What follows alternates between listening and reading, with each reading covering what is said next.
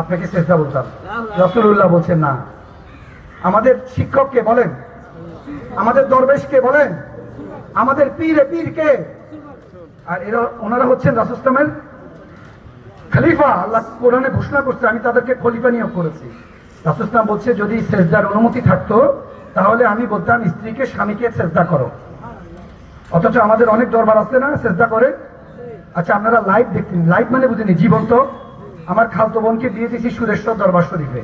কোথায় গেলে বাবার দরবারে, বাবার ধন আল্লাহর ধন, নাউজুবিল্লাহ, খাজারে দিয়া, নাউজুবিল্লাহ, আল্লাহ গেলেন গায়েব হইয়া, নাউজুবিল্লাহ। খাজা কি নিজে এটা বলছেন? এই যে আমার পীরজাদা ভাই এই যে ইসালে সওয়াব করতেছেন, আপনারা জানেন উনি কত লক্ষ হিন্দুকে মুসলমান বানাইছে? 70 লক্ষ হিন্দুকে মুসলমান বানাইছে খাজা হাসান মঈনুদ্দিন চিশতি সঞ্জরি রহমতুল্লাহ আলাইহি। আজকে বেয়াদব মোদি, কসাই মোদি, আজমির শরীফের নিচে নাকি মন্দির ছিল। ওর তো আসলে পতন আসছে। আল্লাহ যখন কারো পতন আনায় তখন একটা পরিবেশ তৈরি করে। যেমন ফেরাউনের পরিবেশ তৈরি করছে, ও জীবনে হাঁচি কাশিও দেয় নাই। ফেরাউন কত বছর হায়াত ছিল কর জানেননি? কত বছর হায়াত? 800 বছর। এদের মন্ত্রী কয় কি? মন্ত্রীরা সামসা তো আঙ্গ শেখ হাসিনার 12টা বাজাইছে না কাদিরে। আরে আপনি তো খোদা, কেমনে? আপনার তো হাঁচি কাশিও হয় নাই, সর্দি জ্বর হয় নাই। বেকুব, তুই যদি খোদা হইতি তাহলে টয়লেটে যাস কেন? তুই যদি খোদা হতি তাহলে তোর নাকে দিয়ে ময়লা বাইরে কেন? ও বেকুব ছিল ফেরাউন, যার জন্য ওই যে আল্লাহ পতন করবো কি করছে ভাই? সুবাই মারছে, মারি কবরও দেব। বলছে তোকে আমি কিয়ামত পর্যন্ত নমুনা রেখে দিলাম। আল্লাহ আপনাদের তো আমি 12টা দেশে গেছি। মিজানুর রহমান আজহারি নাম চিনি? ওনার বন্ধু আমার পার্টনার সানাউল্লাহ আজহারি, আমি ওই মাদ্রাসার ডাইরেক্টর। উনি বলছে মুজাহিদ ভাই আমার মনে হয় যে আওয়াজটা আমি পাইছি, ফেরাউনের গলা থেকে এখনো আওয়াজ বাইর হয়।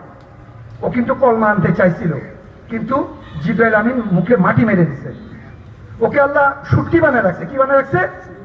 এই বেকুবটা যদি জ্ঞান থাকতো, আচ্ছা আপনারা নাকি মা বাপকে সুটকি বানায় রাখবেন? মানে আল্লাহ বলে এমন সম্মান দেয়া, সম্মান দিতে দিতে গিলাফ করাইতে পারাইতে কিছু আছে ওই যে ভৈরবে ব্রাহ্মণবাড়িয়া একেবারে ল্যাংটা বাবা কয়, নাউজুবিল্লাহ। আচ্ছা বলেন তো, আমি ভৈরবে আমার আত্মীয় আছে, আমি কইছি না আমি কোয়াজ করতেন না আমাদের মুসলমানের অধপতন কেন এটা বলতেছি। তো আমি ভৈরব গেছি, গিয়ে দেখি কি আমি 4 দিন পর আমার জ্যাঠা মাশাআল্লাহ ওরা দোয়া করায় না, এটা কাহিনী আছে, 4 দিন 40 দিন 120 দিন। আমি দেখি কি ভৈরবের মানুষ চিরা আর কলা খায়। তো আমি আমার ভাইরারে জিজ্ঞেস করলাম ভাই আমাদের দেশে তারপরে তো গরু ডরু খাওয়ায়, এটাও একটা বেদাত।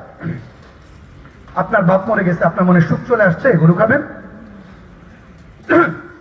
মানুষকে গরিবকে খাওয়ানো মানা নাই, কেন 4 দিন খাওয়াবেন? প্রত্যেকদিন খাওয়ান। আমার বাইরে নেই, আমার ভাই নগরখানায় খায় না মানুষ? আমার জ্যাঠার নগরখানায় খায় না কামাল? ইনে বহুত মুরব্বী আছে নগরখানায়, আমরা ইনে খাইতাম, ইনে পুকুর আছিল। নুরি সাহেব কই আইসেনি? হ্যাঁ হেও খাইতো আঙ্গলকে। তো আমি বললাম ছি ছি ছি, এটা তো হিন্দুয়ানি তরিকা, ওরা শ্রাদ্ধ করে কলা আর চিরা দিয়ে। দেখেন মানুষের সহবত বলে, ওই যে বললাম বাবার সহবতে ছিল বলে সূরা ইয়াসিন মুখস্থ করতে, আর আমার মতো নায়কের ঘরে জন্মাইলে গান মুখস্থ করত। আমার জ্যাঠার কারণে আমি অন্ধকার থেকে বেঁচে গেছি।